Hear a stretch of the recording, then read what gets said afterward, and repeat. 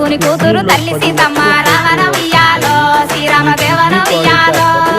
దశరథ తనయుడు తండ్రి రామయ్య రామన ఉయ్యాలో శ్రీరామ దేవన ఉయ్యాలో ఈగలెక్కేనమ్మ సీత శ్రీరాముడు రావణ ఉయ్యాలో శ్రీరామ